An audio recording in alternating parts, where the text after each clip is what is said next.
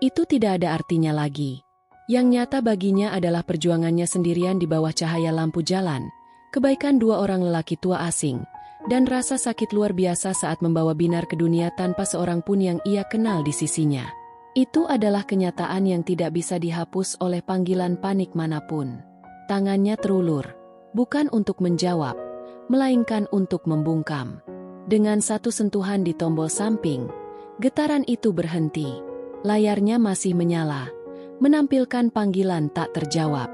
1, 2, 3, 4. Rangga tidak menyerah. Panggilan kelima masuk. Kali ini, Kirana tidak hanya membungkamnya. Dengan ketenangan yang menakutkan, yang bahkan mengejutkan dirinya sendiri, ia menggeser layarnya, membuka daftar kontak. Matanya menelusuri nama-nama di sana, melewati nama ayah, kakak, dan teman-temannya, hingga berhenti di nama suamiku.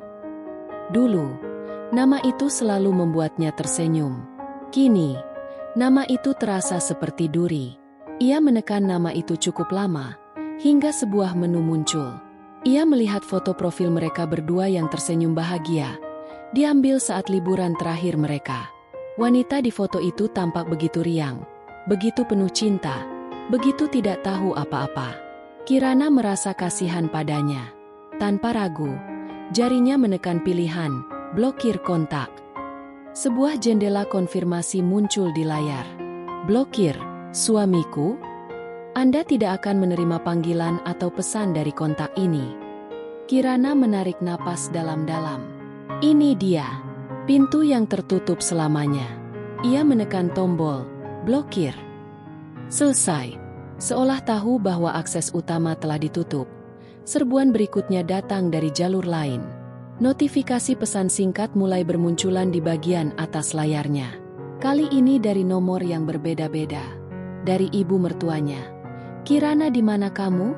Ini ibu. Rangga panik sekali cari kamu. Mobilnya tidak ada di persimpangan. Jangan bikin masalah. Cepat hubungi dia. Kamu sengaja kan bikin semua orang khawatir. Dari kakak iparnya. Mbak Kirana, angkat dong teleponnya. Kita semua di sini panik. Mas Rangga sampai mau putar balik dari puncak. Jangan egois. Kasihan Mas Rangga. Kalau ada apa-apa kan jadi merepotkan semua orang. Kirana membaca pesan-pesan itu satu persatu. Tidak ada satupun yang bertanya, apakah kamu baik-baik saja? Tidak ada satupun yang bertanya, apakah bayinya sudah lahir? Semua pesan itu hanya berpusat pada satu hal, kepanikan Rangga dan ketidaknyamanan yang ditimbulkan oleh hilangnya Kirana. Kata, egois, dari adik iparnya menjadi paku terakhir di peti mati perasaannya. Egois. Ia yang ditinggalkan saat akan melahirkan disebut egois. Ia tertawa kecil, tawa tanpa humor. Betapa butanya mereka semua. Mereka hidup di dalam alam semesta mereka sendiri, dengan Rangga sebagai mataharinya, dan mereka tidak bisa melihat apapun di luar itu. Ia tidak membalas satupun pesan itu. Ia juga tidak memblokir nomor mereka. Ia hanya membiarkannya. Ia ingin mereka tahu bahwa pesan mereka telah sampai, dan ia dengan sadar memilih untuk mengabaikannya. Keheningannya adalah jawabannya. Keheningannya adalah perlawanannya. Ia meletakkan ponselnya kembali di atas meja, kali ini dengan layar menghadap ke bawah. Ia tidak mau melihatnya lagi. Intrusi itu sudah berakhir. Ia kembali memusatkan seluruh perhatiannya pada Binar. Ia mengulurkan tangannya, menyentuh pipi putrinya dengan ujung jarinya. Selembut sutra. Binar sedikit menggeliat dalam tidurnya. Bibirnya bergerak seolah sedang menyusu dalam mimpi. Cinta yang dirasakan Kirana saat itu begitu murni, begitu kuat, hingga ia merasa bisa memindahkan gunung. Ia sadar, wanita yang selalu mencoba mengalah, yang selalu berusaha menjaga harmoni, yang selalu menelan kekecewaannya sendiri demi orang lain, telah mati malam ini di pinggir jalan. Wanita itu telah dikhianati dan ditinggalkan untuk mati. Namun dari abunya, lahir seorang ibu, seorang pejuang. Ia memandang putrinya dan berjanji dalam hati.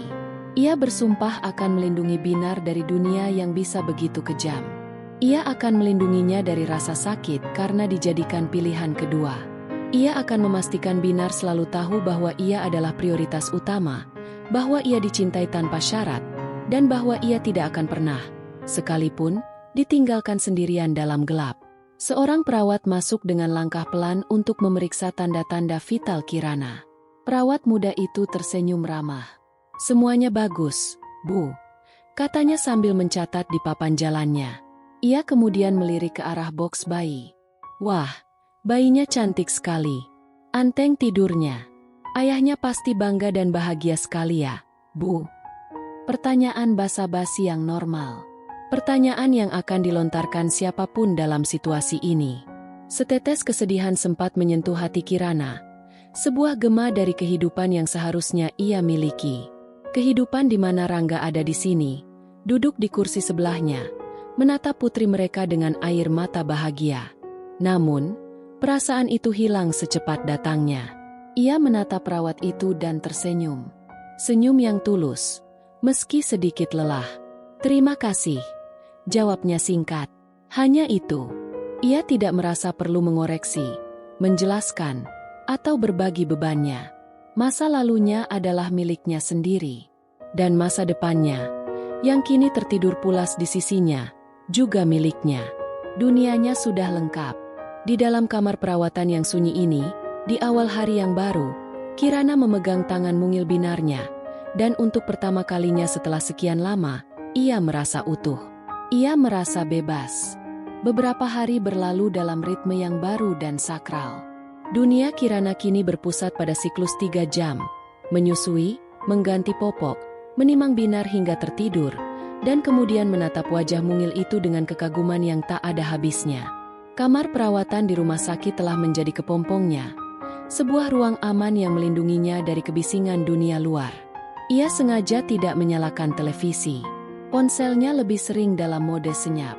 Setelah serbuan pesan panik di hari pertama, dan blokade total yang ia lakukan terhadap Rangga, komunikasinya dengan dunia lama terputus sama sekali. Yang ada hanyalah bisikan lembut para perawat, kunjungan hangat dari ayah dan kakaknya, dan tentu saja, suara napas lembut Binar. Secara fisik, ia mulai pulih. Jahitan operasinya masih terasa nyeri, tetapi kekuatannya perlahan kembali. Secara mental, badai emosi telah mereda, meninggalkan pantai hati yang sepi namun tenang. Ia tidak lagi merasakan amarah yang membakar atau kesedihan yang menusuk. Yang tersisa adalah kekosongan yang dingin dan bening. Sebuah kejelasan. Di hari keempat, didorong oleh kejelasan itulah, ia memutuskan sudah waktunya untuk mencari tahu. Ini bukan tentang kerinduan atau harapan. Ini adalah kebutuhan untuk melengkapi potongan teka-teki terakhir. Ia perlu memahami seluruh lanskap pertempuran yang baru saja ia lalui sendirian. Ia perlu tahu apa yang sebenarnya terjadi di pihak musuh, bukan untuk berdamai, tetapi untuk mempersenjatai diri dengan kebenaran yang utuh. Ini adalah investigasi, bukan nostalgia. Sambil menyandarkan punggungnya di bantal, dengan Binar yang tertidur pulas di pelukannya, Kirana mengambil ponselnya. Jarinya ragu sejenak sebelum menekan ikon aplikasi media sosial berwarna gradasi ungu dan oranye. Seketika, ia diserbu oleh realitas yang berbeda. Foto-foto liburan teman-temannya, iklan produk kecantikan, video-video kucing yang lucu. Semuanya terasa begitu sepele, begitu jauh dari realitas hidup dan mati yang baru saja ia alami. Ia mengetik nama adik iparnya, Nadia, di kolom pencarian. Profil itu langsung muncul, tidak dikunci. Tentu saja tidak. Keluarga mereka selalu senang memamerkan keharmonisan dan kebahagiaan mereka yang terkurasi dengan sempurna. Kirana mulai menggulir. Seperti yang ia duga, postingan teratas adalah rentetan foto dan video dari awal perjalanan mereka ke puncak. Foto pertama adalah foto kelompok. Seluruh keluarga besar Rangga berpose di depan 2 mobil SUV yang terparkir rapi. Senyum mereka lebar, pakaian mereka serasi. Rangga tidak ada di foto itu. Puncak, tradisi tahunan keluarga cendrawan. Formasi belum lengkap, menunggu pangeran bungsu menyusul. Family first, keluarga harmonis. Begitu bunyi keterangan fotonya, lengkap dengan emoji hati berwarna-warni.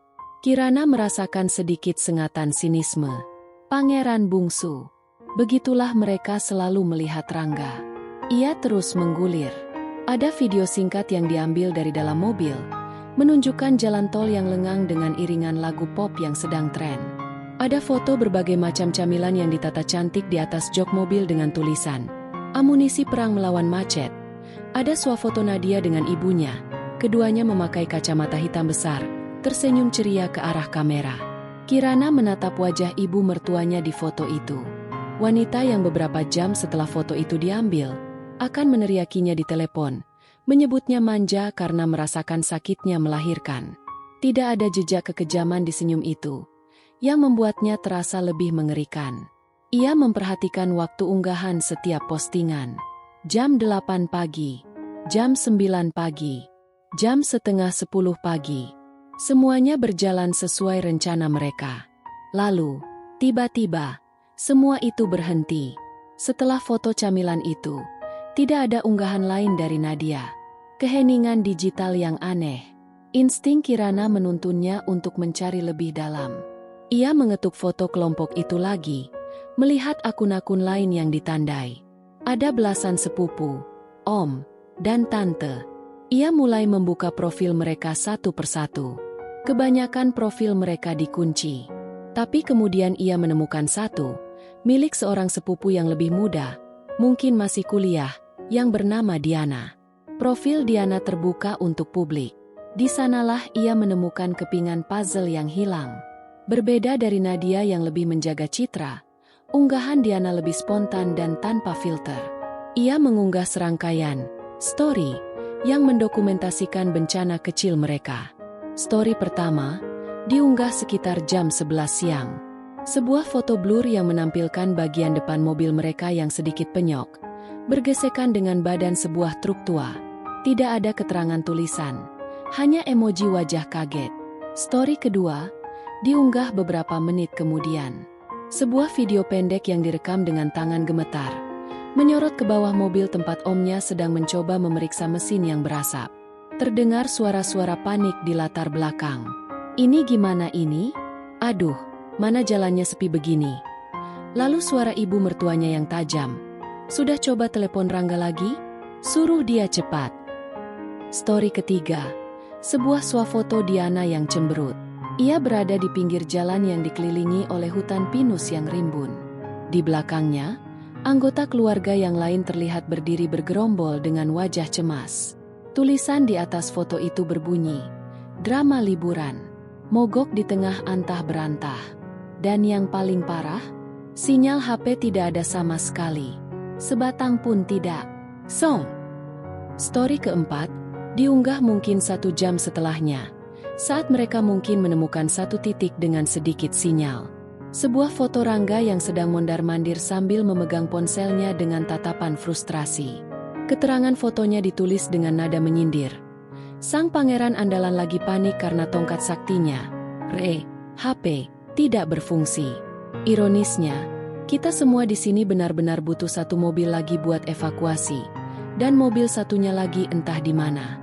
Liburan terbaik sepanjang masa. Kirana menatap foto Rangga itu lama sekali. Ia bisa melihat kepanikan di wajah suaminya. Kepanikan seorang anak laki-laki yang dimintai tolong oleh seluruh keluarganya, tetapi tidak bisa berbuat apa-apa. Kepanikan seorang penyelesai masalah yang tiba-tiba sadar bahwa ia telah membuang satu-satunya solusi yang ia miliki. Semuanya menjadi jelas. Rentetan panggilan panik yang ia terima 3 hari yang lalu. Pesan-pesan yang menuduhnya egois. Semua itu terjadi bukan karena mereka khawatir padanya. Bukan karena mereka tiba-tiba teringat bahwa menantunya sedang hamil tua dan mungkin dalam bahaya. Mereka panik karena rencana liburan mereka hancur. Mereka panik karena mereka terjebak, terisolasi, dan tidak nyaman. Penderitaan Kirana, proses persalinannya yang mungkin sedang berlangsung, sama sekali tidak ada dalam radar mereka. Keberadaannya hanya relevan ketika mereka membutuhkan mobil yang ia tumpangi. Ironi itu begitu kejam, begitu telak, hingga rasanya hampir puitis. Demi memenuhi tugasnya sebagai pangeran bungsu dan tidak mengecewakan keluarganya, Rangga justru menciptakan masalah yang lebih besar bagi mereka, dan pada saat yang sama, melakukan pengkhianatan terbesar dalam hidupnya. Kirana meletakkan ponselnya. Ia tidak merasakan kemenangan atau kepuasan. Ia tidak merasakan keinginan untuk berkata, "Rasakan." Yang ia rasakan adalah sebuah ketenangan yang dingin dan final. Seolah-olah sebuah pintu terakhir di dalam hatinya. Pintu yang mungkin masih menyimpan sedikit keraguan atau sisa-sisa harapan, kini telah tertutup rapat, terkunci, dan besinya dilebur. Ia telah menjadi gangguan bagi liburan mereka. Sebuah ketidaknyamanan. Dan mereka telah meninggalkannya. Sesederhana itu. Pengetahuan itu tidak menghancurkannya. Sebaliknya, pengetahuan itu membebaskannya. Ia dibebaskan dari semua keraguan. Dibebaskan dari semua rasa bersalah yang mungkin akan coba mereka tanamkan padanya nanti. Dibebaskan dari kewajiban untuk mempertimbangkan perasaan mereka. Ia menatap Binar yang masih tertidur. Dunia kecilnya yang sempurna. Ia tahu apa yang harus ia lakukan selanjutnya. Investigasi telah selesai. Bukti-bukti telah terkumpul. Sekarang, saatnya sang ratu yang baru dinobatkan ini untuk menggerakkan bidak caturnya. Kabut keraguan telah sirna, digantikan oleh fokus setajam pisau bedah. Kirana tidak lagi melihat dirinya sebagai korban yang teraniaya. Ia adalah seorang pemain catur yang baru saja melihat seluruh papan permainan dengan jelas. Ia melihat kelemahan lawannya, ia melihat kekuatan posisinya, dan ia tahu persis langkah apa yang harus ia ambil. Setiap tindakannya setelah itu bukan lagi reaksi emosional, melainkan eksekusi strategi yang dingin dan terukur. Langkah pertama, mengamankan penasihat. Sambil menimang Binar dengan satu tangan, ia menggunakan tangan lainnya untuk mencari sebuah nama di kontaknya. Rina Prawesti, sahabatnya sejak kuliah yang kini menjadi pengacara andal di sebuah firma hukum ternama. Ia menekan tombol panggil. "Halo?" Suara riang Rina terdengar dari seberang. "Kirana." "Ya ampun, selamat ya. Aku lihat postingan kakakmu. Bayinya cantik sekali. Gimana rasanya jadi ibu baru?" Kirana tersenyum tipis. "Terima kasih, Rin. Rasanya memberdayakan. Dengar, aku menelepon bukan hanya untuk ini. Aku butuh bantuanmu. Secara profesional." Nada suara Rina langsung berubah serius. "Profesional? Ada apa, Kir? Kamu baik-baik saja?" "Aku baik-baik saja," kata Kirana. Suaranya tenang dan mantap. "Tapi pernikahanku tidak. Aku mau cerai." Terdengar keheningan sesaat di seberang. "Cerai? Kirana, kamu serius? Apa yang terjadi?" Dan Kirana pun menceritakannya. Bukan sebagai seorang teman yang sedang curhat, melainkan seperti seorang klien yang sedang memaparkan kasusnya. Ia menceritakan semuanya secara kronologis dan faktual. Pengkhianatan Rangga di persimpangan jalan. Perjuangannya mencari taksi. Proses persalinan yang ia lalui sendirian. Panggilan-panggilan panik yang ia abaikan. Hingga penemuannya di media sosial tentang kecelakaan kecil dan kepanikan keluarga Rangga yang sebenarnya. Ia menyajikannya bukan sebagai tragedi pribadi, melainkan sebagai serangkaian bukti yang tak terbantahkan. Rina mendengarkan tanpa menyela. Saat Kirana selesai, Rina menghela napas panjang. Suaranya tidak lagi terdengar seperti sahabat yang iba, melainkan seperti pengacara yang terkesan. "Kirana," kata Rina pelan, Ini bukan hanya alasan untuk cerai. Ini adalah kasus yang sempurna." Dia meninggalkan istrinya yang sedang dalam proses melahirkan di pinggir jalan. Secara moral dan hukum, dia tidak punya pembelaan apapun. Kita bisa menghancurkannya. Apa yang kamu mau? "Aku mau hak asuh penuh atas Binar," jawab Kirana tanpa ragu. "Aku mau dia memberikan dukungan finansial yang cukup untuk masa depan anakku. Dan yang paling penting, aku mau dia dan keluarganya keluar dari hidup kami selamanya." "Dianggap selesai," kata Rina tegas. "Dengarkan aku. Hal pertama yang harus kamu lakukan sekarang juga adalah mengamankan asetmu. Pisahkan semua keuanganmu. Jangan biarkan dia menarik sepeser pun. Kedua, dokumentasikan semuanya. Simpan semua bukti percakapan. Catat semua kejadian. Ketiga, jangan bicara dengannya atau keluarganya. Biarkan aku yang menjadi perisaimu mulai sekarang. Langkah kedua, membangun benteng finansial. Segera setelah panggilan dengan Rina berakhir, Kirana membuka aplikasi perbankan di ponselnya. Ia menatap saldo di rekening bersama mereka. Sebagian besar adalah tabungan dari gajinya selama bertahun-tahun sebelum ia memutuskan mengambil cuti hamil.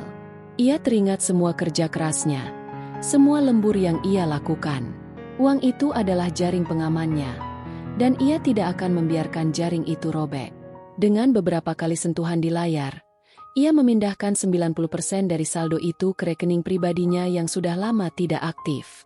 Ia hanya menyisakan sedikit uang di sana, cukup untuk membayar tagihan otomatis yang akan datang, tetapi tidak cukup untuk digunakan Rangga melarikan diri dari tanggung jawabnya. Klik.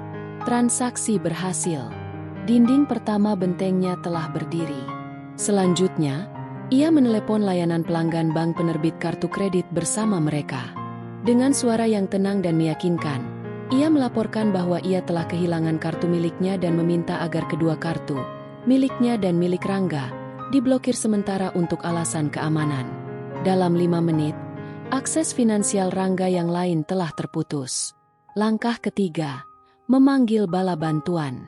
Semua langkah strategis itu ia lakukan dengan kepala dingin. Tetapi untuk langkah berikutnya, ia tahu ia membutuhkan lebih dari sekadar logika. Ia membutuhkan kekuatan hati.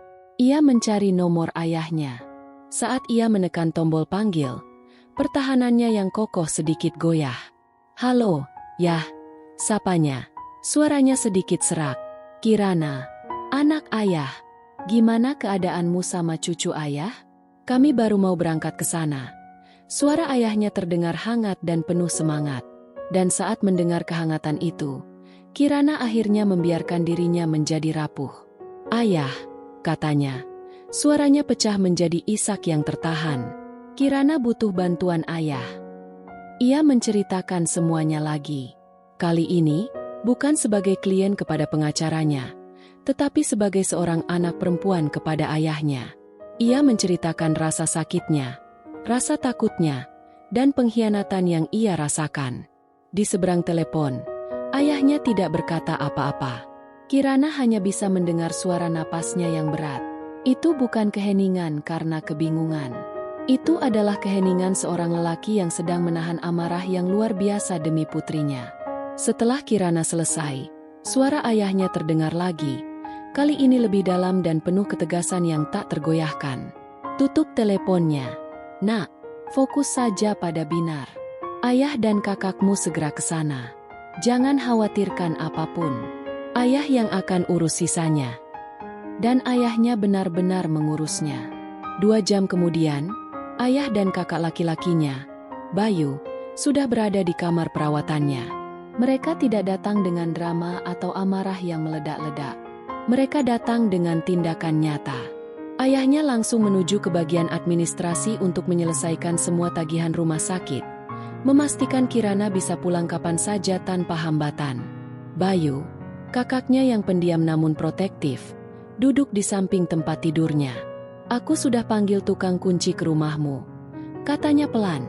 "Semua kunci, dari gerbang sampai pintu belakang, sudah diganti. Ini kuncinya." Ia meletakkan 1 set kunci baru di meja nakas. Dia tidak akan bisa masuk lagi. Kirana menatap kakaknya. Air mata haru menggenang di matanya. "Barang-barangku nanti kita ambil kalau kamu sudah siap," potong Bayu. "Kita bisa sewa jasa pindahan. Kamu tidak perlu bertemu dengannya sama sekali." Dukungan mereka begitu nyata, begitu tanpa syarat. Mereka tidak bertanya, "Apa kamu yakin?" atau "Coba dibicarakan baik-baik dulu." Mereka melihat lukanya, dan mereka langsung datang dengan perban dan obat. Hari kepulangan Kirana dari rumah sakit adalah hari proklamasi kemerdekaannya. Bayu yang menjemputnya. Saat mobil mereka keluar dari pelataran rumah sakit, Kirana secara naluriah menoleh ke arah jalan menuju rumahnya bersama Rangga. "Kita tidak ke sana," kata Bayu lembut, seolah bisa membaca pikirannya. "Kita pulang." Kata itu terasa begitu menenangkan. Mereka membawanya ke rumah orang tuanya, tempat ia dibesarkan. Kamarnya di lantai atas, yang selama ini hanya menjadi kamar tamu, telah diubah menjadi surga kecil untuknya dan Binar. Tempat tidurnya telah dilapisi sprei yang baru, dan di sudut ruangan, sebuah box bayi yang dulu ia pakai saat kecil telah dicat ulang dan disiapkan. Malam itu, setelah menidurkan Binar, Kirana duduk di tepi tempat tidurnya. Ia menatap kunci baru yang diberikan Bayu. Ia menyentuh permukaan logamnya yang dingin. Setiap langkah catur telah ia mainkan dengan sempurna. Penasihat hukum sudah siaga. Benteng finansial sudah kokoh. Bala bantuan sudah mengelilinginya. Dan ratunya, Binar, aman di dalam kastil. Papan permainan telah ia kuasai.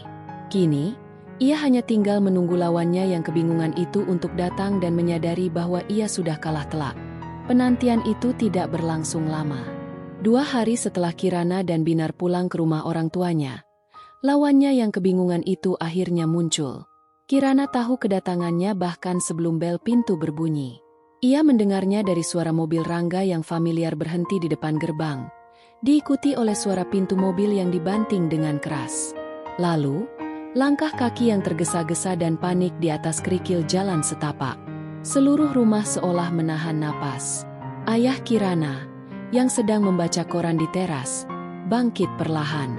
Bayu, yang sedang bekerja di laptopnya di ruang tengah, menutup laptopnya dengan satu gerakan tenang. Ibu Kirana, yang sedang menimang Binar di ayunan, berhenti bersenandung. Hanya Binar yang tetap tenang, tertidur pulas, tidak menyadari drama yang akan terjadi di ambang pintu rumah kakek neneknya. Gedoran di pintu terdengar kasar dan tidak sabar. Bukan ketukan, melainkan gedoran. Seolah pemilik rumah ini tidak punya hak untuk tidak membukakan pintu untuknya. Kirana, buka pintunya. Kirana, aku tahu kamu di dalam. Suara Rangga terdengar serak dan putus asa. Tolong, biarkan aku masuk. Kita perlu bicara. Ayah Kirana berjalan ke pintu, bukan untuk membukanya, melainkan untuk berdiri di baliknya seperti seorang penjaga. Pergi dari sini, Rangga, kata ayah Kirana. Suaranya rendah dan berat karena amarah yang ditahan. Tidak ada yang perlu dibicarakan. Om, tolong, Om. Saya hanya mau bertemu Kirana. Saya mau lihat anak saya. Mohon Rangga dari luar. Nadanya berubah dari menuntut menjadi memelas. Saya bisa jelaskan semuanya. Ini semua salah paham. Salah paham. Kata itu membuat darah Kirana mendidih. Ia menyerahkan Binar yang tertidur ke dalam pelukan ibunya, lalu berjalan menuju pintu. Ia harus menghadapi ini sendiri. Ini adalah pertarungannya. Ia memberi isyarat pada ayahnya untuk menyingkir.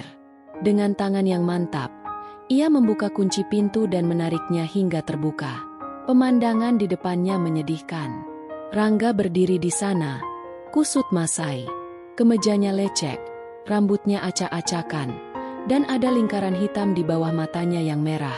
Ia tampak seperti orang yang tidak tidur berhari-hari. Saat melihat Kirana, matanya langsung berkaca-kaca. Kirana, syukurlah. Ia melangkah maju, tangannya terulur seolah ingin memeluk Kirana. Kirana mundur selangkah, menjaga jarak di antara mereka. Tatapannya dingin dan tak terbaca. Mau apa kamu? Tanyanya, suaranya datar, tanpa emosi. Aku mau minta maaf, kata Rangga cepat. Kata-katanya tumpah ruah seperti air bah. Aku tahu aku salah. Aku panik. Kir. Aku tidak berpikir jernih. Ibu menekanku. Seluruh keluarga menekanku. Aku membuat kesalahan terbesar dalam hidupku. Tapi aku bersumpah. Aku tidak bermaksud meninggalkanmu. Aku kira kamu hanya kontraksi ringan. Aku kira aku bisa kembali tepat waktu. Ia menumpahkan sejuta alasannya. Rentetan kalimat yang sudah usang dan tidak berarti. Ibuku memaksaku. Aku terjebak di antara dua pilihan sulit. Aku tidak tahu kalau akan ada kecelakaan. Semua itu terdengar seperti dengungan nyamuk di telinga Kirana. Ia hanya mendengarkan, membiarkan Rangga mengeluarkan semua pembelaan dirinya yang sia-sia. Wajahnya tetap tenang, seperti permukaan danau di pagi hari yang tak tersentuh angin. Setelah Rangga kehabisan kata-kata, hanya berdiri di sana dengan napas terengah dan tatapan memohon, barulah Kirana berbicara. Suaranya tidak berteriak, tidak histeris. Suaranya pelan. Setiap kata diucapkan dengan penekanan yang mematikan. "Saat aku paling membutuhkanmu," katanya, menatap lurus ke mata Rangga. "Saat punggungku terasa mau patah karena menahan sakit. Saat aku ketakutan setengah mati sendirian di dalam mobil. Saat anakmu berjuang untuk lahir ke dunia. Kamu tidak ada di sana. Kamu memilih pergi. Itu bukan salah paham, Rangga. Itu adalah pilihan. Kamu memilih mereka daripada kami." Ia berhenti sejenak, membiarkan kata-katanya meresap. Tidak ada penjelasan yang bisa memperbaiki itu. Tidak ada permintaan maaf yang bisa menghapus kenyataan itu. Tidak ada jalan kembali dari sana. Jadi sekarang, pergilah. Air mata akhirnya mengalir di pipi Rangga. Ia menggelengkan kepalanya dengan putus asa. "Tidak, Kir, jangan begini. Beri aku satu kesempatan lagi. Demi anak kita. Aku mau lihat dia. Biarkan aku menggendongnya. Dia anakku juga." Ia mencoba melongo ke dalam, mencari-cari keberadaan Binar. Saat itulah, seolah mendengar namanya dipanggil, Binar sedikit menggeliat dalam gendongan neneknya. Rangga melihatnya. Matanya terpaku pada buntalan kecil itu. Ia melangkah maju lagi. Insting seorang ayah mengambil alih. "Biarkan aku menyentuhnya." Kirana bergerak cepat. Tubuhnya menghalangi pandangan Rangga dan ambang pintu. "Kamu tidak punya hak," desisnya. Kali ini ada api yang menyala di matanya yang dingin. "Hak itu hilang saat kamu memilih untuk memutar kemudi ke arah jalan tol. Hak itu hilang saat kamu menyuruhku memanggil taksi saja." Ia tidak menunggu jawaban. Dengan gerakan yang sama tenangnya seperti saat ia membuka pintu, ia menutupnya kembali di depan wajah Rangga. Suara kunci yang diputar terdengar begitu keras di dalam keheningan yang canggung. Dari luar, terdengar suara gedoran lagi, kali ini lebih lemah. Lalu suara isak tangis yang pilu. "Kirana, tolong jangan lakukan ini padaku." Kirana bersandar di pintu yang tertutup, memejamkan matanya sejenak. Ia tidak merasakan kemenangan. Ia tidak merasakan kepuasan. Ia hanya merasakan kelegaan yang luar biasa. Seolah sebuah beban berat yang selama ini mengganjal di dadanya akhirnya terangkat. Babak itu telah benar-benar berakhir. Ia berbalik, menatap keluarganya yang memandangnya dengan campuran antara iba dan kekaguman. Ia berjalan ke arah ibunya, mengambil alih Binar ke dalam pelukannya. Ia mencium puncak kepala putrinya, menghirup aromanya yang menenangkan. Di luar, suara tangisan Rangga perlahan mereda, digantikan oleh suara mesin mobil yang dinyalakan, dan akhirnya menghilang di telan suara lalu lintas. Rumah itu kembali sunyi. Tapi kali ini, kesunyian itu terasa berbeda. Terasa damai. Terasa seperti awal yang baru. Konfrontasi di ambang pintu itu hanyalah awal dari perang dingin. Seperti yang sudah diduga Rina, pihak keluarga Rangga tidak tinggal diam. Harga diri mereka yang terluka karena penolakan dan pengusiran itu berubah menjadi agresi. Mereka tidak bisa menerima narasi di mana pangeran bungsu, mereka adalah penjahatnya. Jadi, mereka mencoba memutarbalikkan cerita. Gosip mulai menyebar di kalangan keluarga besar dan teman-teman mereka. Kirana digambarkan sebagai istri yang tidak pengertian, yang tidak menghargai tradisi keluarga. Ia disebut dramatis, sengaja membesar-besarkan masalah untuk mencari perhatian. Persalinannya yang sendirian dianggap sebagai akibat dari sifatnya yang keras kepala, karena menolak ditemani oleh ibu mertuanya ke puncak. Ia dituduh sengaja menjauhkan Rangga dari anaknya, menggunakan bayi sebagai senjata untuk menyakiti suaminya. Mereka melukis sebuah kanvas baru, di mana Kirana adalah antagonis berhati dingin dan Rangga adalah korban yang malang. Kirana mendengar semua itu dari beberapa teman yang masih peduli padanya. Pada awalnya, fitnah itu terasa menyakitkan. Tapi kemudian, ia teringat pada papan caturnya. Ia tahu bahwa ini hanyalah gertakan sia-sia dari pihak yang sudah tahu mereka akan kalah. Mereka hanya bisa menyerang karakternya karena mereka tidak punya apa-apa untuk menyerang fakta. Rina, pengacaranya, menasihatinya. Biarkan mereka menggonggong. Anjing yang menggonggong tidak menggigit. Kita punya semua kartunya. Kir, tetap diam. Keheninganmu akan menjadi senjata paling mematikan. Kirana menuruti nasihat itu. Ia tidak membalas pesan, tidak mengangkat telepon, tidak mengeluarkan pernyataan apapun untuk membela diri. Ia membiarkan keheningan menjadi jawabannya. Beberapa minggu kemudian, surat gugatan cerai resmi dilayangkan. Saat surat itu sampai di tangan Rangga, barulah pihak keluarganya sadar bahwa Kirana tidak sedang bermain drama. Ini adalah perang sungguhan. Mereka menyewa pengacara mereka sendiri. Pertemuan mediasi pertama adalah sebuah bencana. Pengacara keluarga Rangga datang dengan arogan, menuntut hak asuh bersama dan menuduh Kirana tidak stabil secara emosional untuk mengurus bayi sendirian. Saat itulah Rina mengeluarkan amunisinya. Satu persatu, bukti digelar di atas meja. Pertama, kesaksian tertulis dari Pak Budi, pemilik warung, dan Pak Asep, sopir taksi. Keduanya menceritakan dengan detail kondisi Kirana malam itu. Sendirian, kesakitan, dan ditinggalkan. Kesaksian mereka melukiskan gambaran yang gamblang tentang kelalaian yang luar biasa. Kedua, catatan medis lengkap dari rumah sakit. Di sana tercatat dengan jelas jam kedatangan Kirana, kondisinya saat tiba, dan statusnya sebagai pasien tanpa pendamping. Catatan itu menjadi bukti tak terbantahkan bahwa ia melalui seluruh proses persalinan seorang diri. Ketiga, dan yang paling menghancurkan, adalah bukti digital. Rina menyajikan log panggilan dari ponsel Kirana, menunjukkan puluhan panggilan tak terjawab dari Rangga dan keluarganya. Panggilan-panggilan ini, kata Rina dengan suara tenang, mulai masuk sekitar pukul 11 siang. Sesuai dengan unggahan media sosial dari sepupu klien saya, ini adalah waktu di mana rombongan keluarga Cendrawan mengalami kecelakaan dan terjebak tanpa sinyal. Ini membuktikan bahwa kepanikan mereka bukan karena khawatir pada kondisi Nona Kirana yang hendak melahirkan, melainkan karena mereka membutuhkan mobil yang ditinggalkan bersama Nona Kirana.